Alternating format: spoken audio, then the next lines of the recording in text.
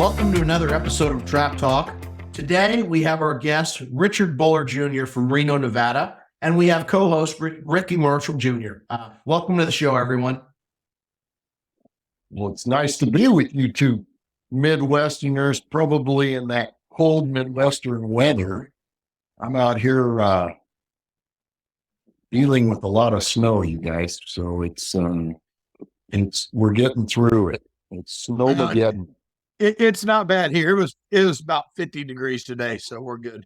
It's been brutal here. We have 38 feet of snow up where I ski all the time in the winter when I'm not shooting. So it's been quite a winter. I don't know what it takes to put a dent in a drought out west, but this has got to do something. So, well, Ricky, would you mind introducing Rich for the viewers that don't know him? I know a lot of people know Rich, RBO8, but yeah, introduce him.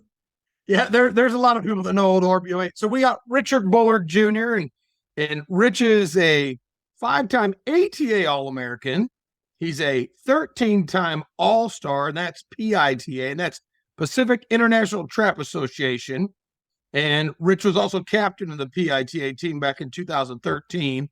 I think Dave Kelly didn't shoot that year, that's why. But Rich has won 62 PITA and ATA Nevada State Championships, which is a big accomplishment. PITA, for all our East Coast and Central shooters, don't really know much about it. It's another association out west. Great association.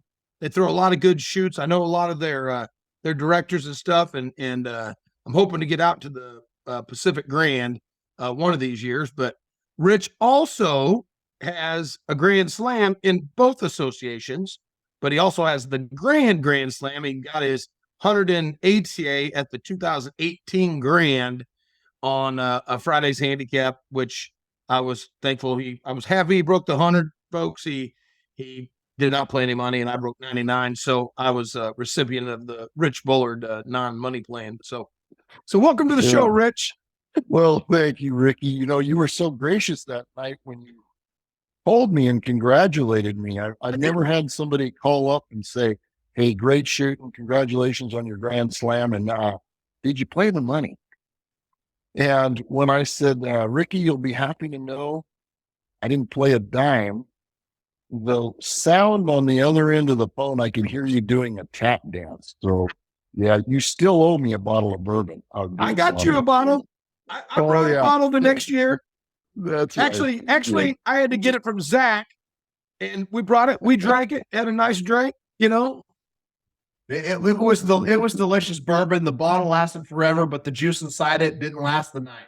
No, you're right. Well, you're Rich, right. you know, it's great to have you on the show. You know, we've shot together for, I don't know, 10 years now, probably. We shoot the Grand every year together, and thankfully I was there the day you broke your 100 from the 27. I remember, the whole squad stopping after you hit that bird, and I was like excited. I was like, man, this is awesome. So it was definitely great to be there for that. It was a big experience. Being as, I had my Grand Slam about 10 years earlier. We were waiting for you to catch up. But you know, good. You know, with Zach, and for all your listeners, what nobody really knows is I was 9 times to 75 straight in a handicap and couldn't complete that thing prior to it. I actually thought there was a point where I thought I was never going to get one. And a good friend of ours made comment to me. He was there for probably 7 of them, Dave Kelly, who a lot of your listeners may know and remember. He was at one time a great shot. And his comment every time I missed on the 4th trap was, "It'll get easier next time. Don't worry." And he'd stick that knife in, and I'll tell you what, after a while, that started to really wear on you. You got to push through it. But yeah, finally got it done, and you were standing there, and Ricky was the recipient of me not playing any money at that shoot. So it benefited all of us. Yeah. So I want to touch on that really quickly. 9 times, 75 straight, didn't get it done. From a mental standpoint, what did that feel like? And how was that 10th time different, and how did you convert? Because I know a lot of shooters have crumbled under pressure. and have felt that. And I guess, what were you doing that time that you made it happen, or what was different? And on those times that you missed, I guess, were there things that you felt that caused you to miss? Yeah, I mean, I've analyzed it and thought a lot about it. And I'll tell you, the easiest way that got me through it was I was trying to keep, if you remember right, I was trying to keep myself in the high overall. I was shooting pretty well that year. And I really wasn't thinking about that individual event, which is the wrong way to go about it. But I was trying to keep myself in the high overall. I felt like where I was sitting, that I had a shot at it if I just kept grinding.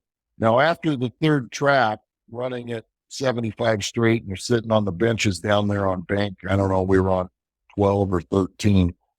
And you all of a sudden, anytime that happens, your squad, you have leprosy. Everybody starts sitting a lot farther away from me. You're kind of like a pitcher that's throwing a no-hitter. Nobody wants to talk to you. Nobody wants to say anything.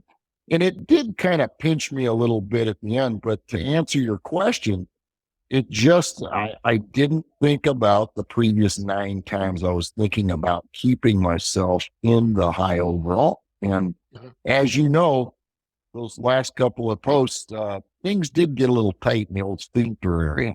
So, yeah, I mean, honestly, I could say this: on your 4th post, there was 1 or 2 that you clipped, but on your last post, you hit all 5 strong. So you hit those last 5. I mean, 96 was questionable, but 97 through 100, it was a good center punch. So that was wonderful. Well, Rich, you have a unique story. You've got a lot of background. You've been in trap a long time. Tell the listeners a little bit about yourself as far as how you got into trap, and then a little bit of your transition, because if I'm correct, I think you shot a lot of sporting before you shot trap. Just tell your story.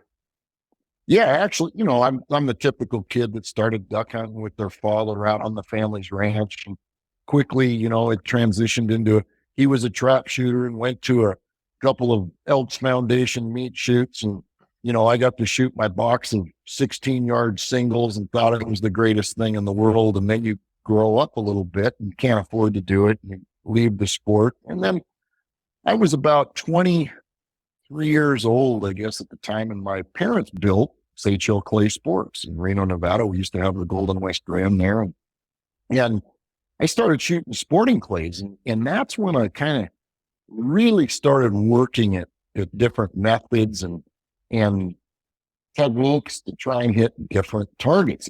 I took about 10 years off, went through a divorce and family issues, and I didn't shoot for about 10 years. And when I came back, I had a really good friend that had esophageal cancer, and I wanted to spend some time with him, and he was shooting a little bit of trap. So I started shooting trap, and I just happened to meet Dave Kelly and Dan Benias. And of course, being from Reno, there was this great trap shooter that eventually helped me a lot with technique and hold points. You guys might be familiar with him. His name was Dan Orlick. He was pretty good, and he helped a lot. At that point, it was a situation where I thought I could shoot, and that was 2007 when I started shooting trap. And I thought I could shoot. I thought I knew what I was doing. Little did I know it was a completely different sport, and I really had to work at it. I did sit down with Dan Benias, and he kind of prodded me to start holding a higher gun. I was down looking, and I know that you kidded me over the years about the high gun, and I understand why. I think that the high gun gets you in trouble a lot of times, and it isn't something that I would recommend. Your style and Zach's style of laying that gun down on the house, where the 27-yard line is there, where the front of the lid is, whether you're at 20 different gun clubs, it's 27 yards. Yep. The problem with the high gun is, I start holding that thing up in the air, and you don't know if you're at 30, 35, 40 yards where your hold point is. So it's been known to get me in a little trouble, but talking to Benias about it, and he said, I've always felt that you go back and you could let that target burn off some energy. And it was, you have to have patience. And so I started working with it, and I'd call and talk to him. And, Dan, he didn't like to divulge a lot of info. And he finally told me, he says, hey, you got the guy that did it best for the longest period of time by the name of Dan Orlick right there. Go pick his brain. And funny enough, it was really neat. I was never really close to Dan Orlick, but he was a friend. And I, of course, watched him as a kid, and he started showing me hold points for a high gun, and little things like 1 in 5, making a right hand move from 1 or a left hand move from 5, holding in for the straightaway as the targets were higher, or if you got a high target that of course you didn't want to adjust with drift, the higher the target, the farther out to the corner you could go with it. And it's a different method. And probably 99% of your shooters or your listeners that are following these things probably shoot down where you guys are. You're holding down on the house. You're letting that target separate, creating separation, and then they're closing the gap with the shotgun. And it's Randy Ross and a number of people have told me it's just that's the way 90% of the people shoot. You guys with really good trigger control, you can do that. Ricky, you're one of the best at it. You drive that gun into the target, and obviously it's been successful. The high gun, however, is a way of kind of compensating, in my belief, for a lack of better phrase, basically a lack of trigger control. I hold that high gun and I'm closing space the whole time with a high gun. And a lot of people don't understand the difference of low gun, medium height hold, which is what a lot of people consider a high gun. Mm-hmm. It's a flat, high hold process, flat or a level gun. The bird is still clearing your barrel, and you're making an up move. It might be a shorter up move, but you're still making an up move. A true high gun, you're cutting that bird off. Yeah. And it's just a different method. And Ricky, we talk about it, it's kind of, I use the analogy. You ever see a pitcher that throws a knuckleball? Well, the knuckleball, when it's working, makes people look foolish. It's very easy. Guys, pitchers throwing a knuckleball 50 miles an hour, and you got some of the best hitters in the major leagues, and they can't touch it. Well, I assimilate the high gun as a knuckleball, a true high gun. When it works, it's an effortless move with very little movement. You're just basically staying on top of the target the whole time and utilizing the complete pattern. You're throwing the shot on top of the target. Now, you've been standing next to me a few times when it goes bad. And you do get lost. And that's where, boy, you've got to correct the problem real quick. But I've always viewed it it's another tool in the toolbox. When things, I'm not saying I always hold that big high gun. I do it a lot when I'm comfortable, and it works very well on a high headwind target because that target's going to reach your barrel. But I feel like if it's not working, you have to have the ability to go down. And there are times on low visibility days, I'm down there right with you. I don't like it, and I've got to chase that much harder, in my estimation, because my pattern on my gun is so much lower than a lot of people that are down on the house. So I've really got to drive myself up through that target when I'm holding low. I'm jumping around you guys a lot, but you can cut me off if I'm getting out there on some of these topics that a lot of people may not understand. But it's up to you. So I don't even know what question you asked me at this point, Zach. Well, he was asking you how your whole story was shooting, and I know I've been to Reno to ShotCo, which was your mom's club. They used to host the Golden West Grand, and then they held the Western Grand a few years, and that's when I came out and shot it. I met your brother. I didn't know you then. You weren't shooting. You were You were Yeah, probably I'd shooting probably- skeet then or something, but That was painful. but yeah. Now, Rich, do you remember what year it was that we met at the Spring Grand? Ricky, that would be about 2008. Yeah.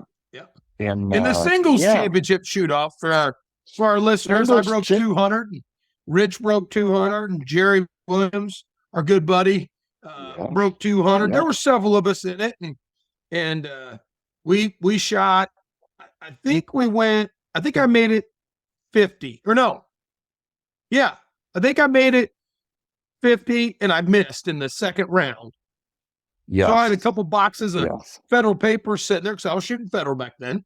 And Rich came up and is, as a lot of our listeners that do know Rich, he's very nice guy, respectful, does not talk smack or anything. I'm lying there, but anyways, he said, hey Rick, you're not going to need these shells anymore. I'll just use them for you. And I was like, oh, and this commenced and this went on. And Dave Kelly, our good buddy from California, he said, Rich, I'd watch it. And this went on. And then after the shoot was over, I'm sitting at home. It was about 4 or 5 days later, and my phone rings and I look, and as the listeners know, I got a Las Vegas area code number. It comes up and it's a Reno number. And I'm like, dang, who's calling me from Reno? And I answered it, and it's Rich Bullard. And I said, oh, hey, Rich. And he said, hey, Rick, hey, it was great meeting you, blah, blah, blah. He goes, I just want to tell you, I was just kidding around out there. And blah, blah. So I said, well, oh, so you're one of those guys that talk smack and then calls later and apologizes for it. And he said, Dave Kelly told me you were going to say that. So, yeah, and you know what? There were a lot of people that didn't understand. You of course, Ricky, understood it pretty quick, and you took it for what it was. But I'll tell you, there was a few guys, and I kind of laughed. One was Sean Hawley, who's a good friend of ours now. Yeah. But that was my first introduction to Sean, and Sean didn't think it was too funny. And, no. You never get a second chance to make a first impression. And sometimes my jovial ways get me in trouble. Well, I'd say this, Rich, and knowing you, for people that don't know you, you have a very, very, very confident personality. And, that being said, when you're coming through the room, people know you're there. So that's a good thing. I mean, now relating that back, you've had a pretty successful line in a lot of aspects. Rich, you've done things like run businesses, shoot successfully. I mean, you've had a track record of going and getting into something and getting to a higher level with it, whether it's sports, skiing, that kind of stuff. You're a naturally athletic guy. How would you relate that back to shooting and like the mental game of being confident? Do you think that confidence that you carry around gives you a little bit of a mental edge?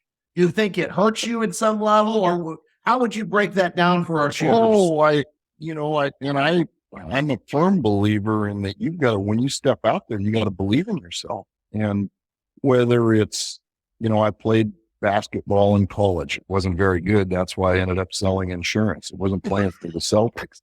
So, but whether it's, stepping on a basketball court, throwing a baseball, or getting up to hit a pitch and, as a batter, you've got to believe you can win. And I think from an athletic standpoint, I'm always a firm believer that athleticism and being in good shape. Now, you guys, I realize that the two guys I'm talking to aren't exactly the poster child for fitness magazine, but and I'm Trapshooting USA. We are for trap shooters. You guys are marathoners. I'll tell you, we're doing good. But I'm saying that facetiously, but I always believe that in every sport, back to this, you being in shape, and you guys will attest to this, it can't hurt. No. When you're tired and get later on in a shoot, and your legs. I believe that all sports are done from the ground up, whether it's, shooting a jump shot or shooting a shotgun. I watch some of these guys lock their legs and shooting, and I'm going, man, oh man, that to me handicaps you. And so I believe in strong core and strong legs and good athleticism and great balance. And I think that by keeping yourself in shape, it gives you a confidence that when things get kind of tough or you get tired, that you can reach back for something and have it there. Now, Ricky, you tend to, as a shoot goes on, you get stronger. And I mean, obviously you've been there and you do these things. Zach, you're probably no different when you get in a group.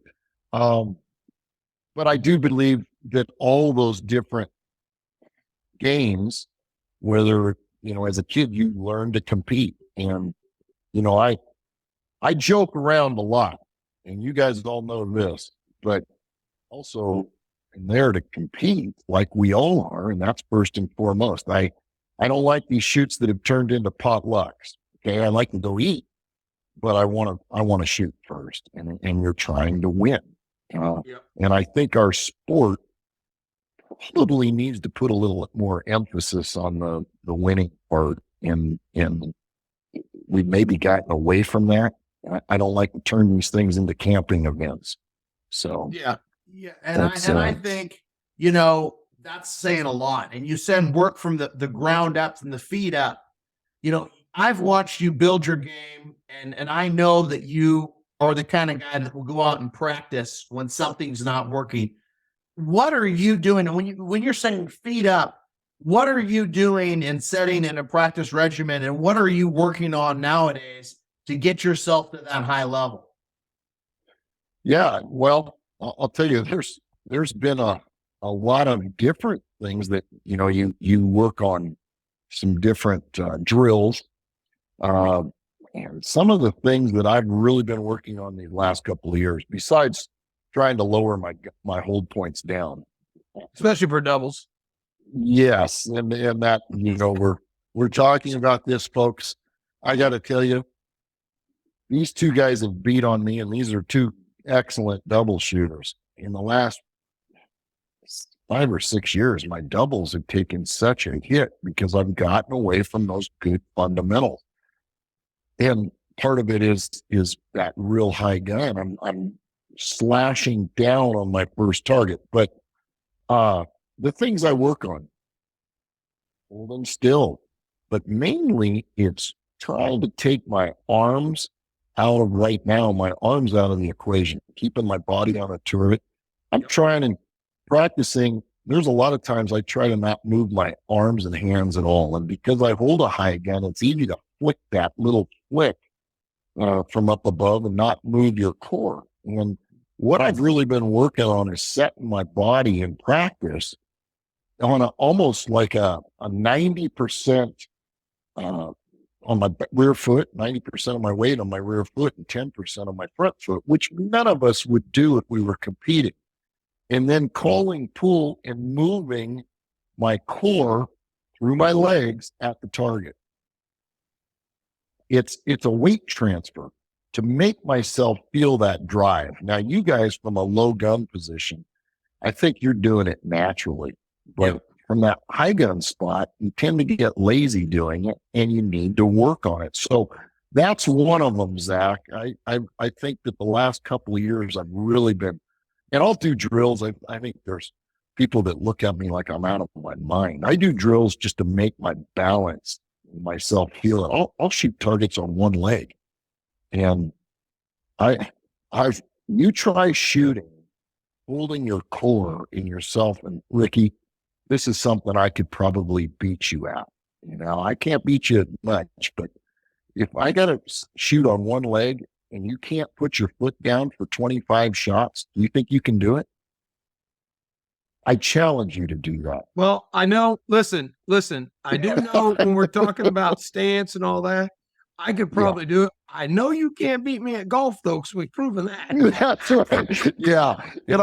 And I say that, no, my golf game is. Hey, if you open them shades up behind you, The golf course is in your backyard. Yeah, no, we moved from that place. There's Oh, no you golf did? Oh, course okay. there. I just remember your wife telling me or telling you that time, Rich, and we live on a golf course. That's one game. I don't care how athletic you are. It doesn't help. I know, but It doesn't look, help. for the listeners out there, Rich is a real high gun holder, and Zach and I are down on the house, and we drive through the target. We actually already have a weight forward aspect of probably 60-40, maybe 65-35 of our weight already forward, Exactly. and then just drive through with our core. Where Rich, Yeah. because I'm not a believer of leaning back and then coming forward, but for Rich, he's doing different drills. He is older, folks, so that Yeah, and you know what? And I know you're joking. that does with me, play but into the picture. it does play in. And the thing is about moving from the 90 to the 10, I would never do that in an event, but it is a drill. And it's one of those things that I've always been a believer when you practice, you exaggerate the move. Whether I was in college playing basketball, if we were running drills, you run them at 120%. Yep. And you do something that is uncomfortable so that when you are in a game, the game slows down. Same way with shooting, and that's what I mean by that. Yeah, I would not recommend to anybody keeping 90% of their weight and trying to throw themselves at the target. What you said, Rich, I mean, training harder than the event. So, I've heard you say, you know what, Zach, I raise the targets as high as I can go and I work on them, and then I'll put them as flat as I can go and I'll work on them.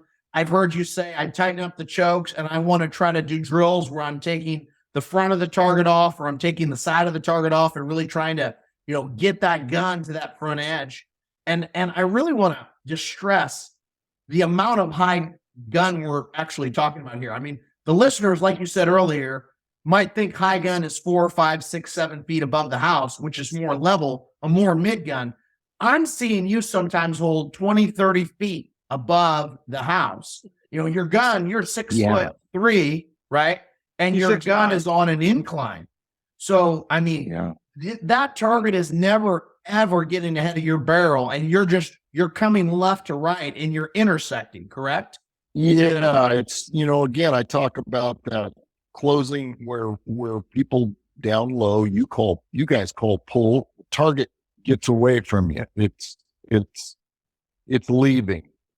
Yeah. And then you're driving the gun through it to close the space. So it creates space and then you close the space. With a high gun, I'm always closing. Now, you get yourself up, and to your point about where I'm holding, sometimes depending on the target height. And there are times where, I know you guys think we shoot these lollipops out west, but you get out in Nevada where you get a 50, 60 mile an hour headwind. And that target's going to be at 90 feet off a bluff pretty quick. And there's nothing you can do to lower it. They'll lower the trap down right on the plate and you've got to shoot them. And so my theory on that is I stick that gun, the barrel, the bird's got to reach my barrel. You've got to be patient up there. But I've been to give you an example, and Zach, you mentioned it, but I've had my gun, the height, held at a 45-degree angle before. Now you'd say, well, 45-degree angle, that's probably at 50 feet, but the target is lifting to that point so fast. And my view on it has always been, it's like shooting a springing teal in sporting clays. You guys just got back from Dubai. You know that, are you going to hold down on the house for that 50-foot springing teal, or are you going to stick your gun up in the air and let it come to your barrel? You're probably going to do that. And I'm going to really get technical, but sporting clays, and that was kind of where my core started. We always shot John Kruger. I'll give him his props on this. I worked with, he lived out in Reno for a short period of time. He worked with me and we shot together and he showed me some different techniques. One of the things he was always harping about, do not let that bird cross your barrel. So a crossing target, your gun is always out in front of the target. And there's 3 methods. You've got a, sustained lead. You've got to pull through, where your barrel comes through the target, or you got to pull away where you pull away at the last minute on that. Now, if you take that method and a high gun and you stack it up, sustained lead is nothing more than a really, really high gun. And I choose to do that. It's an awkward, different style for most trap shooters, but there is a method to what I'm talking about. And so, like I said, it's different, but if you're doing it right, it is the most efficient way to shoot. Now, when I say efficient, I want to tell you this: lazy. Yeah, you're not moving the gun that much, and if your hand-eye less coordination gun is such- movement, but some people say less gun movement, less air, right? Like if you're not moving the gun too much, you don't have as much air. Now, that's my theory. Benias and Dan Ulrich, they both shot higher guns also. Now, I talked to Benias a little bit, and he said at some point he was lower, and then he graduated higher over time. I mean, He was. What was your? He always talks about that. His best years, and you guys, this goes back to Ricky harping on me. Hey, your consistent years, he was down low, and he says I was driving up at the target, and he had that. As he got older, things slowed down. And I'd never really talked to him about it, but he just started holding higher and higher and higher. And I hate to say it, but you get to the point where it's a lot easier than working hard down low. Well, there's not a lot of move up there. You're letting the target come to you, and you're letting it kill itself at some level. But you have really good hold on that release trigger, which you're shooting a release. You know, Most of the time, you try to release. And here's the other thing. I mean, in the last 10 years, I've seen you've had some really big years, and you've had some really high singles averages. I mean, you're a 99 plus singles average guy. So we're not talking, this isn't an effective method. It's just a method that is not used commonly. And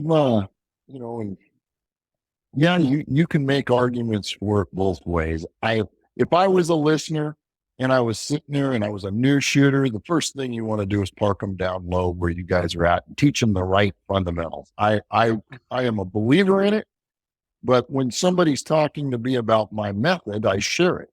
But I say, hey, it can get you in trouble too. And 100%. To your point on singles, and this was something that I was taught early on shooting track.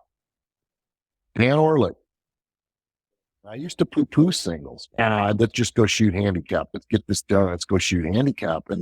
And he said, and Ricky, you've worked at your singles over the years to make sure you shoot. It's a third of our game. And if you leave a third of your game out, you're not very good.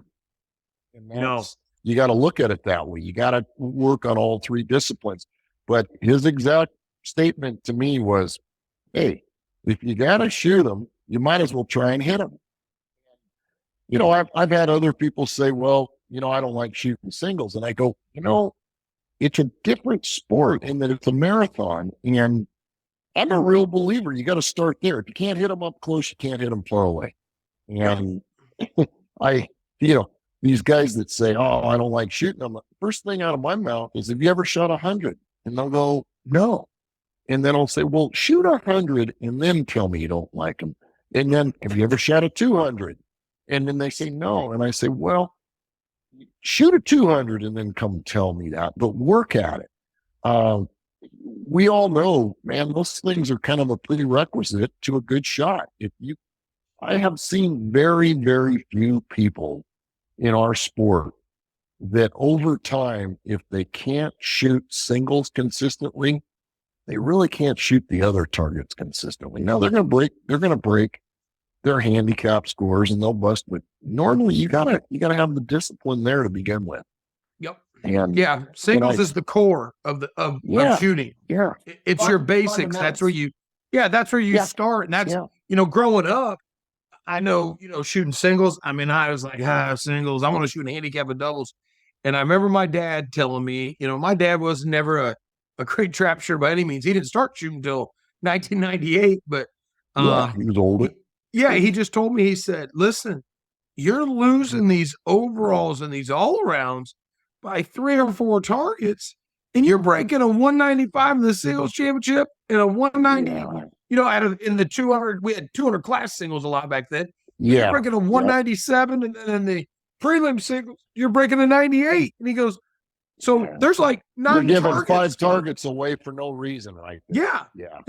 And I said, interesting. So it kind of worked on me. And there was years, I had some great singles years and stuff, but the one year I missed 12, and I think I shot like 3,500, and I had a 99, like 62, I think it was, or 65, whatever. That was my best ever. And then this year I actually shot 5,000, missed 20, had a 99.60, and ended up, I think I was second in the ATA for singles average, but I worked every time I shot. I was like, okay, you need to break these. If you miss one, don't worry about it, because 99 is the hardest score to break. To your point, we've given away a lot of high overalls and HAAs over a bad singles event. And and do we get bored with them sometimes? Yes, but man, you got them. They're just too important to let those get away. And Rich, as you know, when we shoot, we shoot the prelims together at the Grand. Mm-hmm. We shoot, occasionally the Heartland Grand when I can make it over, and Zach doesn't try to bribe me. And I'm still waiting on them 3 bottles of bourbon, by the way, Zach. There's 6 here. We got them for you. No worries. Rich knows. Yeah, could you show the bourbon collection? Can I see a picture of the bourbon collection so I can pick my 3? But when we shoot, I mean, we always have a good time, and we ended up, working the smoke ball contest. At least you and I. Zach's always, he's off in the that skeet choke he's got in there sometimes. Like Krieghoff, is that the Zach Nannini Krieghoff? Was that the brain jokes he was shooting that time? Yeah. I mean, he was like clanking. He switched. Yeah, he switched back now. He's shooting them. We've got on him enough. Yeah. We've had some fun over the years, but all of them, and I think you have to shoot all 3 disciplines, probably like they're 3 different sports. Yep. And what do you think, Ricky? You teach absolutely. The game. Is that? I tell people, I was teaching a lot this past weekend. Weather was good here, and a lot of kids and a lot of singles. And I just tell them, you need to be deliberate in your singles. You need to see that target, take your time. You got all the time in the world. Drive through it nice and smooth. Okay, going. Now, we step back, shoot handicap. We get a little bit reckless, but in control. And I just did a private lesson with Aiden Dietering from Iowa, a junior shooter. He's a friend of Tyler's, and he came over and shot singles, handicap, and doubles. And I was explaining that same scenario. He's trying to shoot the singles like bang, and I'm like, no, slow it down a little bit. See that target. Let it develop just a little. There it is, bang. And then handicap, a little reckless. And so his problem was a lot of people tend to look too far off the gun. Okay. Some people get and like it. They say, oh yeah, I'm seeing 2 feet over the gun, holding whatever, if it's level, whatever. And I'm like, okay, now that might work for some people, but it seems like 90% of the people I'm teaching, I watch how they're and there's a lag there. So with him, especially the handicap, he was really struggling. 24-yard shooter. I said, get your eyes and just look through the beads like I do. Just try that. Mm-hmm. And he goes, oh my God, the target just slowed down. I said, well, yeah, because you're up and then you're trying to bring it down. The target's beating you. Where now you see it come out and then you automatically go to it. It seems slower.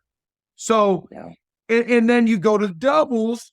And now I know, Rich, you are always holding a little higher, and I kind of got you down to a little bit lower. It gets you in trouble. Yeah. I've had better success down lower and letting that target get to my barrel and drive through it and then look at the second one and shoot. And you're shooting 3 different ways, kind of.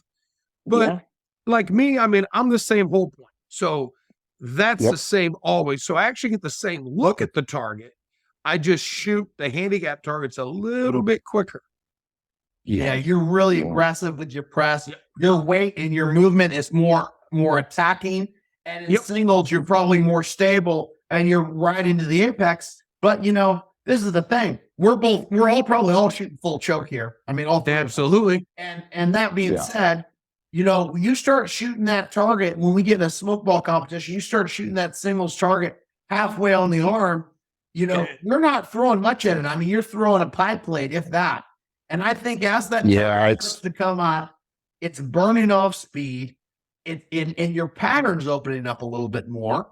I mean, it's just a better place to break a singles target closer to apex. Not all the way to apex. I mean, neither of us are slow, but closer to apex than in handicap. I wanted to break it in handicap probably 3/4 way up the apex, or even a little sooner than that. I mean, I'm wanting to shoot it under tension. Would you agree with that, Rick?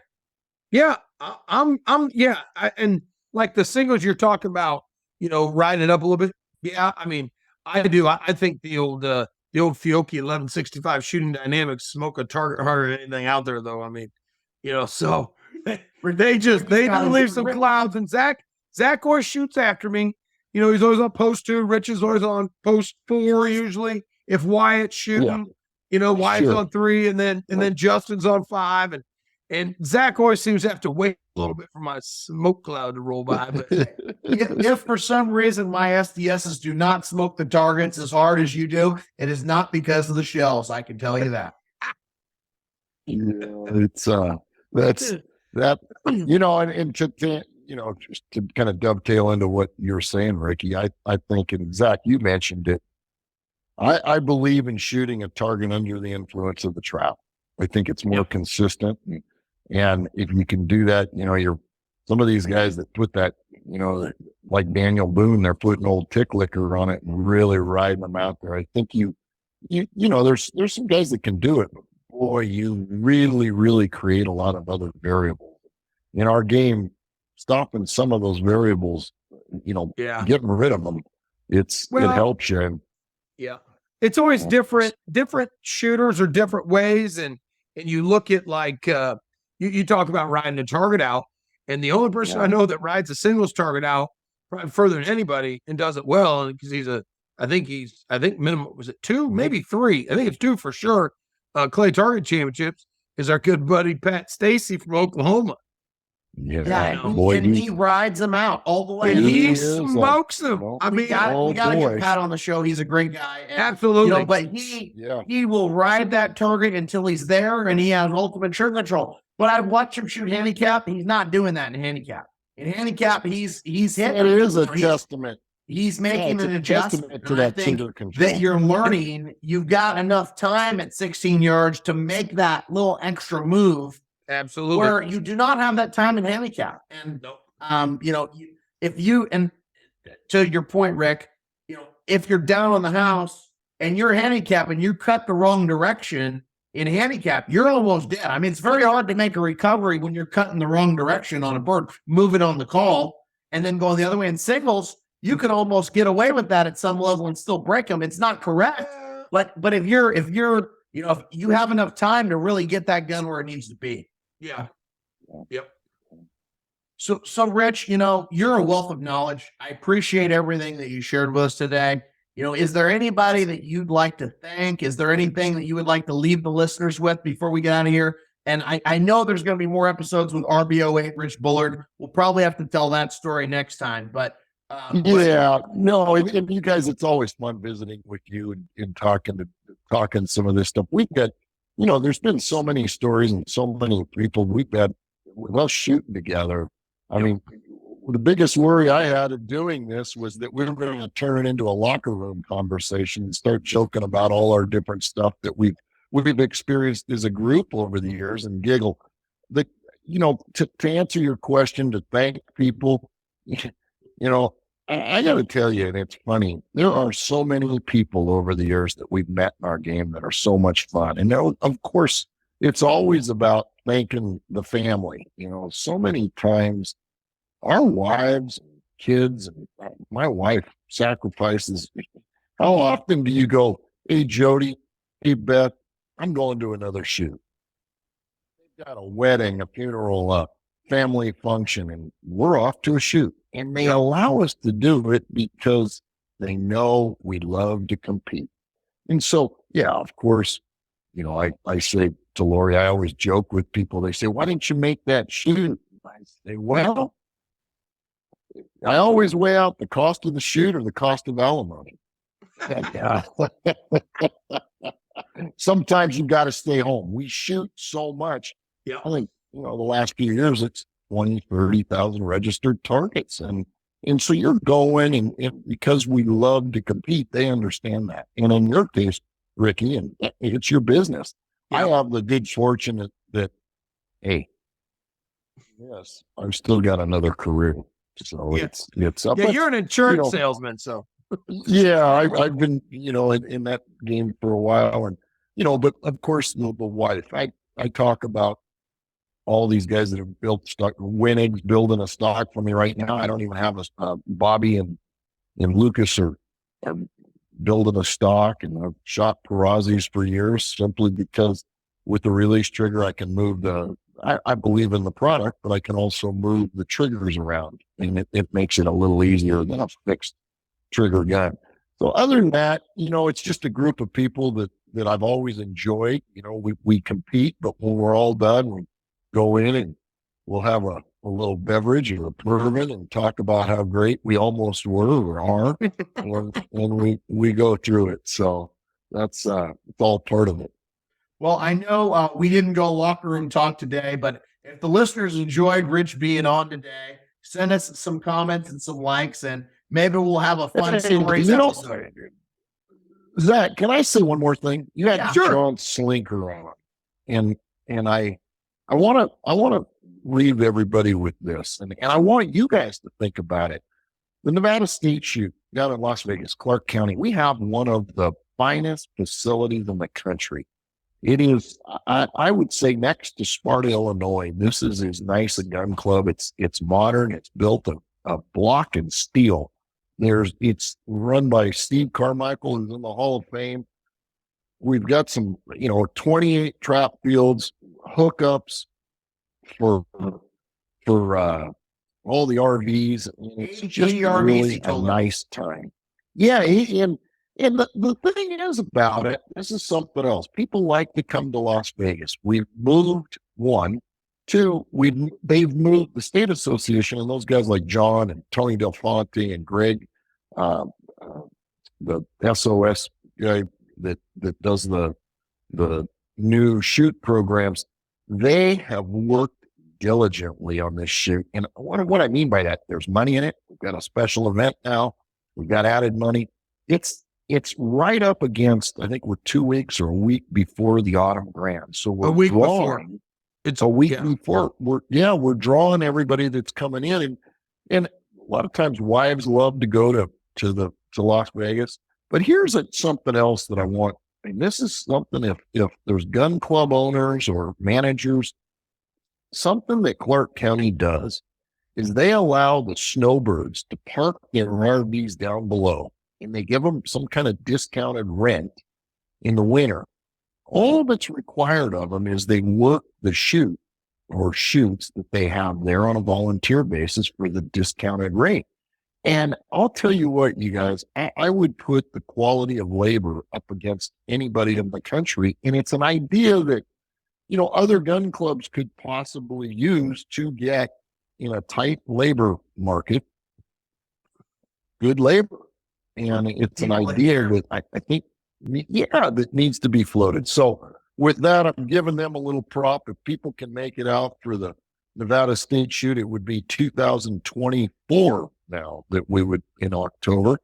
And it's a lot of fun. It's a good one. And I know you guys are scared of me. So, well, Rich, I'd welcome you out. On that note, is the added money in state, out of state? You know what? I can tell you it's open on a lot of the events, and you can, Britt Dalton, great guy, good shot. Britt, Mitchell Lovelace, they can find a honey hole now and then. You can ask them. Ask these guys. They come out. The reason I was asking is if it's a lot of resident added money, you know, I do have a Las Vegas area code, but I do have ability to, you know, become a resident in Nevada because it's 6 months. So we're at, you know, March 1st. So by October, I can be legally a resident of Nevada. And then the 62 state championships might end there. I'm just saying. Be a few less. They would be a few less, I'm sure. I'll give you that. I love you, Rich. But he can be bought though, Rich. I know he takes brides. Trust me. Okay. But, but you know, that being said, we had John on just the other day and we talked about Nevada and all the great things they're doing. And he brought you up. He said, you run the Calcutta down there. And he says, you do the best job. And he says that you're one of the advocates for the state and that you guys are really throwing an amazing shoot. And I think people need to really check it out. I mean, it's worth going down there and seeing what they have to offer. And they're trying to please the shooter. Of course, a little biased, but I got to tell you guys, it's really, they're doing some different things. We've got a great facility. And, you know, both of your wives, do they like to go to Vegas? Oh, yeah. Everyone loves Vegas. Nice restaurants, hotels. We got married in Vegas. Yeah, you know, and it's one of those things, boy, if you can make it, it's really turning into something I think special, and we're getting there. So with that, that's it, guys. Awesome. Well, we got to thank our show sponsors. Thank you again, Rich, for coming today and giving the knowledge. But we would like to thank Wenig Stockworks behind Ricky, Bobby and Luke Chambers, great guys. Go check them out, give them a chance. Rich is getting his stock made there right now, and I seen the piece of wood that he picked out. It is beautiful. So it's a beautiful piece of wood. I also want to thank Remington. I want to thank Shot Tracker, and you cannot forget RM Shooting Clinics, Ricky Marshall Jr. He'll get you away from that high hold point. He'll get you back where you need to be. That's right. Breaking hundreds consistently. I mean, just call the guy. He's going to take care of you. So we appreciate you, Rich and Ricky. So this is another episode. We're signing off. Happy Friday to everyone listening, and thank you very much. Absolutely. Thanks, Rich. Sounds good, you guys. Thanks for having me. I had fun. Talk to you guys later. Bye-bye.